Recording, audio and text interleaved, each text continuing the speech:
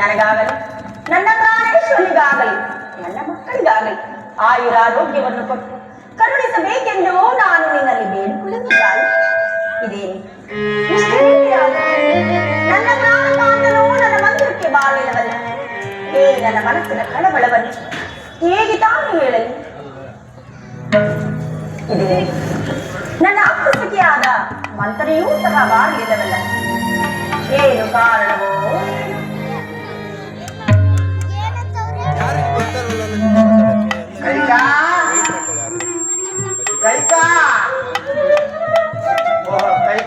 ಮಂತ್ರ ಬಂದೆಯ? ನಾನು ನಿನ್ನ ನಿರೀಕ್ಷೆಗೆ ಕಾಯುತ್ತಿದ್ದೇನೆ. ಸೌಖ್ಯವೇ? ಕ್ಷೇಮವೇನೆ? ನೀನು ಓರ್ವಳು ಸೌಖ್ಯದಿಂದಿದ್ದರೆ ಕೈಕಾ ನಾನೆಲ್ಲರೂ ಕ್ಷೇಮದುಂಟೆ ಅಲ್ಲವೇ? ಆ ದೇವಿ ಅನುಗ್ರಹದಿಂದ ನಾನು ಸದಾ ಕಾಲವೂ ಸಂತೋಷದಿಂದಲೇ ಇರುವೆ. ಅದಿರಲಿ, ನೀನು ಮುಖವನ್ನು ನೋಡ್ತಿದ್ದರೆ ಯಾವುದೋ ಒಂದು ಮೆಚ್ಚುನ ಬೆಳೆದಿದೆ. ನನ್ನ ಮಂದಿರಕ್ಕೆ ಬಂದಿದೆಯಲ್ಲ, ಕಾರಣವೇನು? ಯಾವುದಾದರೂ ವಿಚಾರವನ್ನು ತಂದಿರುವೆಯಾ? ದೇವಿಗೆ ಯಾವ ವಿಚಾರವೂ ತಿಳಿಯದು. ಯಾವ ವಿಚಾರ ನಂತರ? ನನಗೆ ಯಾವ ವಿಚಾರವೂ ತಿಳಿಯದು. ಏನು? ಶ್ರೀರಾಮಚಂದ್ರನ ಪಟ್ಟಾಭಿಷೇಕದ ವಿಚಾರವೂ ನಿನಗೆ ತಿಳಿಯದೆ? ಶ್ರೀರಾಮಚಂದ್ರನ ಪಟ್ಟಾಭಿಷೇಕವೇ?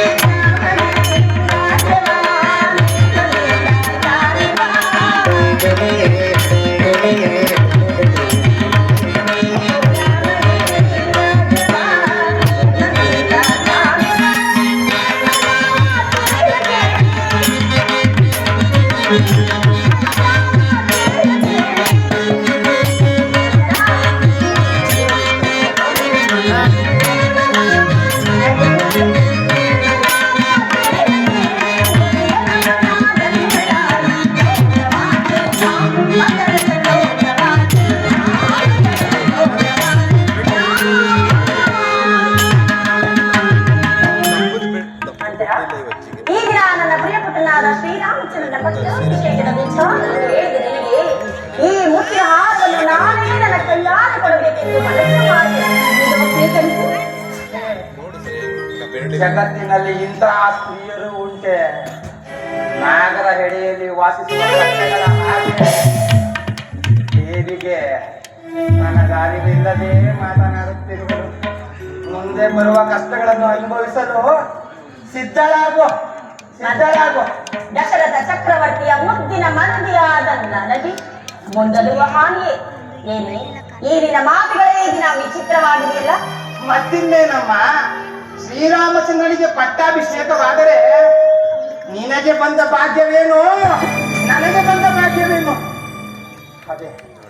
ಅದೇ ನಿನ್ನ ಉದರದಲ್ಲಿ ಜನಿಸಿದ ಭರತನಿಗೆ ಪಟ್ಟಾಭಿಷೇಕವಾಗಿದ್ದರೆ ನೀನು ಸೌಖ್ಯವಾಗಿರಬಹುದು, ಸಮಸ್ತವೆಲ್ಲವೂ ಸೌಖ್ಯವಾಗಿರುವುದು. ನಿನ್ನನ್ನು ಬಹಳ ವಿವೇಕಿಸುವುದು ತಿಳಿದಿದ್ದೆ. ಈಗ ಅರ್ಥವಾಯಿತು. ಮುಂದಾಗುವ ಹಾನಿಯನ್ನು ಅನುಭವಿಸಲು ಸಿದ್ಧರಾಗು. ಮಂಥನ, ನನಗೆ ರಾಮನು ಬೇರೆಯಲ್ಲ, ಭರತನ್ ಬೇರೆಯಲ್ಲ. ಉದರಗಳು ಬೇರೆಯಾದರೂ ತಂದೆಯು ಒಬ್ಬನೇ ಅಲ್ಲವೇ? ಅಷ್ಟೇ. ರಾಮನ ಎತ್ತ ತಾಯಿ ಕೌಸಲ್ಯಗಿಂತಲೂ ಅಧಿಕವಾದ ಪ್ರೀತಿ ನನ್ನಲ್ಲಿರುವುದು. ರಾಮನಿಗೆ ಪಟ್ಟಾಭಿಷೇಕವಾದರೆ ರಾಮನ ಭಾಗ್ಯ ಬೇರೆ, ಭರತನ ಭಾಗ್ಯ ಬೇರೆ. ಸಾಕು ಬಾಯಿ ಮುಚ್ಚಿ. ಈ ಹೆಂಗಸ್ರಿಗೆ ಕಂಡಂಗೆ ಹೇಳಿದ್ರೆ ಕೆಡದಂತ ಕೋಪವಂತೆ. ಅಲ್ಲ ತಾಯಿ, ನಾನೀಗ ಹೇಳ್ತಾ ಇದ್ದೀನಿ ಅಂತ ತಪ್ಪಾಗಿ ತಿಳ್ಕೋಬೇಡ. ಚಕ್ರವರ್ತಿಗಳೇನಾದರೂ ನಿನಗೆ ಈ ವಿಚಾರವಾಗಿ ಕುರಿತು ಏನಾದರೂ ಹೇಳಿದರೆ? ಇಲ್ಲ ಮಂತ್ರ, ನಿನ್ನವರಾಗಲಿ ಮಹಾರಾಜರಾಗಲಿ ನನ್ನ ಪ್ರಿಯ ಪುತ್ರನಾದ ರಾಮನಾಗಲಿ ಯಾರೂ ಈ ವಿಚಾರವನ್ನು ತಿಳಿಸಲಿಲ್ಲ. ಅದು ಅಲ್ಲದೆ ಭರತ ಚಕ್ರವರ್ತಿಗಳನ್ನು ತನ್ನ ಮಾವನಿಗೆ ಕಳಿಸಿ ಇಲ್ಲಿ ತ್ವರಿತವಾಗಿ ಶ್ರೀರಾಮನಿಗೆ ಪಟ್ಟಾಭಿಷೇಕವನ್ನು ಮಾಡುವಂತ ಕಾರ್ಯವಾದರೂ ಏನು ಕೈಕ? ಒಮ್ಮೆ ಆಲೋಚಿಸು. ನಾಳೆ ಶ್ರೀರಾಮಚಂದ್ರನ ಪಟ್ಟಾಭಿಷೇಕ. ಕಾಲ ಮೀರಿ ಹೋದರೆ ಯಾವುದು ಒಳ್ಳೆಯದಾಗುವುದಿಲ್ಲ. ರಾಮನಿಗೆ ಪಟ್ಟಾಭಿಷೇಕವಾದರೆ ನನಗಾಗುವ ತೊಂದರೆಯಾದ್ರೂ ಏನೇ? ಉದರಗಳು ಬೇರೆ ಎಂದು ನೀನು ಮಾತನಾಡುತ್ತಿರುವೆ ತಾಯಿ. ಸುಮಿತ್ರಾ ದೇವಿಯು ಶ್ರೀರಾಮಚಂದ್ರನಿಗೆ ಪಟ್ಟಾಭಿಷೇಕವಾದರೆ ರಾಜಮಾತೆಯಂತೆ ಮೆರೆಯುವಳು. ಆಗ ನೀನು ಅವರ ದಾಸಿಯಾಗಿ ಅವರು ಹೇಳಿದಂತೆ ಕೇಳಿಕೊಂಡೇ ಇರಬೇಕಾಗುತ್ತಲ್ಲ. ಈ ಕಣ್ಣಿನಿಂದ ನೋಡಲು ಸಾಧ್ಯವಿಲ್ಲವೆಂದು ಆ ರೀತಿ ಹೇಳಿದನಮ್ಮ. ಯೋಚಿಸಿ ನೋಡು. ಏನು ರಾಮನಿಗೆ ಪಟ್ಟಾಭಿಷೇಕವಾದರೆ ರಾಮನಿಗೆ ಭರತನ ದಾಸನಾಗುವುದು, ನಾನು ಆ ಕೌಸಲ್ಯ ದಾಸಿ ಆಗುವುದು? ಇಲ್ಲ, ಅದನ್ನಿಗೂ ಸಾಧ್ಯವಿಲ್ಲ. ದಾಸಿಯಾಗುವುದಕ್ಕಿಂತ ಮರಣ ಮೇಲೆ. ಈಗ ನಾನೇನು ಮಾಡಲೆ? ಏನು ಮಾಡುವೆಂದರೆ, ಚಕ್ರವರ್ತಿಗಳು ನಿನ್ನೆ ಹಿಂದೆ ನಿನ್ನ ದೇವಾಸುರ ಯುದ್ಧದಲ್ಲಿ ನಿನ್ನ ಸಾಹಸಕ್ಕೆ ಮೆಚ್ಚಿ 2 ವರಗಳನ್ನು ಕೊಟ್ಟಿದ್ದರಲ್ಲವೇ?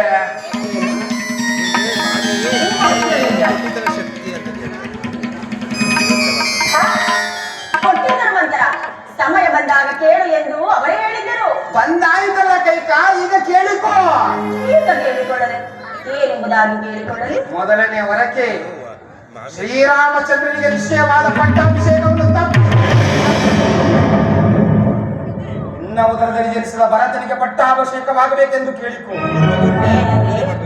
ಒಂದನೇ ವರಕ್ಕೆ ಇದೀಗ ನಿಶ್ಚಿತವಾಗಿರುವ ಶ್ರೀರಾಮಚಂದ್ರನ ಪಟ್ಟಾಭಿಷೇಕವನ್ನು ನನ್ನ ಮಗನಾದ ಭರತನಿಗೆ ಪಟ್ಟಾಭಿಷೇಕವೇ? ಆಹಾ, ಎಂತಹ ಚತುರಳೆ ನೀನು! ಅಪಾಯಕ್ಕೆ ತಕ್ಕ ಉಪಾಯವನ್ನೇ ಹೂಡಿದೆ. ಇನ್ನು ಎರಡನೇ ವರಕ್ಕೆ ಶ್ರೀರಾಮಚಂದ್ರನು ಜಟಾಭಕ್ತಧಾರಿಯಾಗಿ ಪುನಃ ಪ್ರವೇಶವಿಲ್ಲದೆ 4 ಮೃಗಗಳುಂಟು 14 ಲಕ್ಷ ವನವಾಸಕ್ಕೆ ಹೋಗಬೇಕು.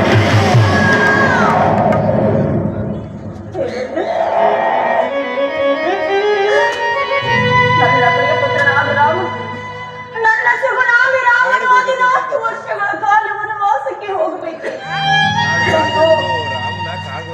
ಈ ವಿಚಾರವನ್ನು ಹೇಳಲು ನಿನಗೆ ಇಂತಹ ಮನಸ್ಸಾದ್ರೆ ಹೇಗೆ ಬಂದಿತು? ಇಂತಹ ದುರ್ಬುದ್ಧಿ? ಹೊರಟು ಹೋಗು ನೀಚ, ಹೊರಟು ಹೋಗು. ನನಗೆ ಹೊರಟು ಹೋಗು.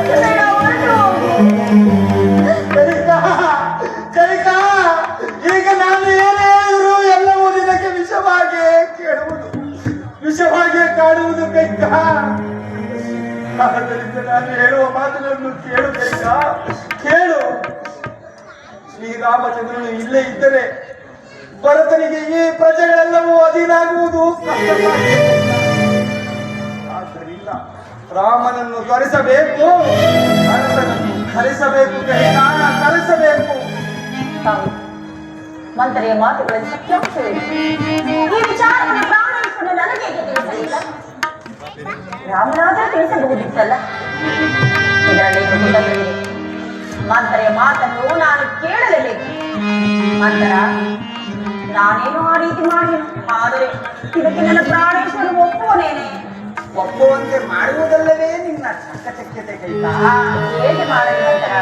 ಹೇಗೆಂದರೆ ಚಕ್ರವರ್ತಿಗಳು ಈ ಪುರವನ್ನು ಪ್ರವೇಶಿಸುವ ಮುನ್ನ ನೀನು ಮೊದಲಿನಂತಿಲ್ಲದೆ ಮನ್ಯಾಂಬರ ಧಾರಣಿಯಾಗಿ ಆಭರಣಗಳೆಲ್ಲವನ್ನು ಚೆಲ್ಲಾಡಿ ರೋಧಿಸುತ್ತಾ ನೀಡದಲ್ಲಿ ಕುಳಿತು ಚಕ್ರವರ್ತಿಗಳು ಯಜ್ಞಚಿತ್ತರಾಗಿ ಇಂದು ಮುಂದೆ ಆಲೋಚಿಸದೆ ಅಭಿಷ್ಟವನ್ನು ಈಡೇರಿಸಲು ಇಲ್ಲಾಗಿದೆ.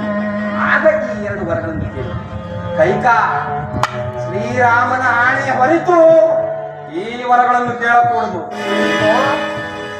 ಹಾಗೆ ಆಗಲಿ ಮಂತ್ರ. ಹೀಗೇನು, ರಾಮನನ್ನು ಕಳಿಸಬೇಕು, ಭರತನನ್ನು ಕರೆಸಬೇಕು, ಅಷ್ಟೇ ತಾನೇ? ಇದೆಷ್ಟ ವಿಚಾರ.